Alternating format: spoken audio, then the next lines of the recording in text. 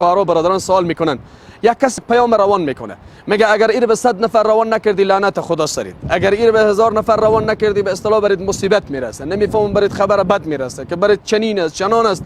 تمام این مسائل جزء خرافات است، جزء چتیات است، در منطق یک مسلمان واقعی نمی گنجد.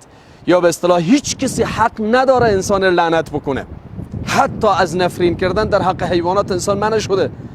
حتی حق نداری بت یک مشرک دشنام بدی. ولا تسبوا الذين يدعون من دون الله، شما دو ندهید چیزهایی که اونها میپرستن غیر از خدا، چون اونها هم باز خدای شما رو دشنام میدن. بنابراین اینها همش چیزهای ساختگی است، مسلمان نباید به اینها باور بکنه و هیچ ضرری هم برای شما نمیرسه. کسی حق نداره سر کسی یک چیزی تحمیل بکنه.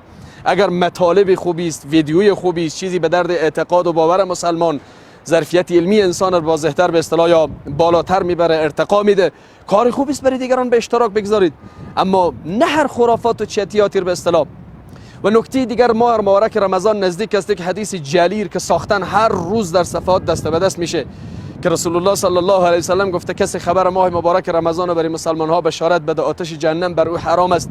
والله چنین حدیثی وجود نداره، حدیث صحیح، این ضعیف است، حدیثی ساختگی هست. از این چیزها دور شوید. اسلام نیازی به خرافات نداره. اسلام مثل آفتاب آشکاراست. یریدون ان یطفئوا نور الله بافواههم، میخوان نور خدا را با این خرافات بپوشانن ولی نور خدا را پوشیده نمیتوانند. بنابراین برادران عزیزم، خواهران عزیز به بزرگوار، با این چیزها باور نکنید، اعتقاد نکنید. اینها جزء مزخرفات است، جزء چتیات است. هیچ سود و ضرر و نفعی برای شما نداره اینها.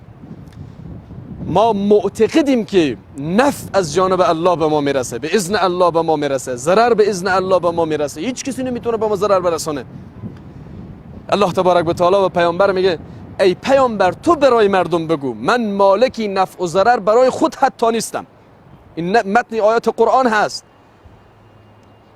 ای پیامبر بگو برای مردم لا املک لنفسی نفعا ولا ضرا، من برای نفس خود مالکی نفع و ضرر نیستم.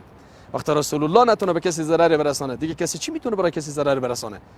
بنابراین از این خواب چای گرفته، از خواب شیخ احمد گرفته، از سخن گفتن این تفلکی که در گهواره گفته به اصطلاح چای بخورید، به اصطلاح از تارموی در بین قرآن، از خبر دادن رمضان، نمیفهمم فلان فلان فلان، این پیامبر بری 100 نفر روان بکن، اینها همش جزء مزخرفات. مسلمان در برابر اینها مسئول نیست که اینها را باور بکنه یا به اینها عمل بکنه. موفق و مؤید باشید. این بود برنامه امروزی ما خدمت شما عزیزان، چون خیلی از برادران به خواهران کوشش کردن که باید شمایی را به اصطلاح ذکر بکنید. یک نکته دیگه هم که قابل تذکر است، همین فعلا در ذهنم آمد، بحثی به اصطلاح فرود آمدن ستاره دنباله‌دار است یا شهاب سنگ است. یک عده افراد بیکارن، میخوان به اصطلاح هر چیزی یک جهت دینی بدن. نمیدونم این در قرآن آمده و نمیدونم در حدیث آمده و اصلا در قرآن اتفاقاتی ذکر شده که وقتی قیامت بیای اذا الشمس كورت و اذا البحار سجرت و اذا النجوم انکدرت و اذا الجبال سیرت، همه چیز منهدم میشه، برهم میشه، آسمان از بین میره، زمین از بین میره، همه چیز کل من علیها فان، همه فنا میشن، کل شیء هالک الا وجهه، همه چیز هلاک میشه الا الله تبارک و تعالی که باقی است و او ذات حی لا یموت است. اگر عیانا اتفاقی بیفته که قیامت به وقوع پیونده، کسی نمیتونه جلوش بگیره. بنابراین تشویش نکنید، نه هراسید از هیچ چیزی. حتی هم ویروس کرونایی که امروز شما میبینید به حد تبلیغاتش بالاست، به حد سرعت تبلیغاتش زیاد است. شما در روانشناسی یک بحث دارین، به حتی انسان میتونه شما با تبلیغ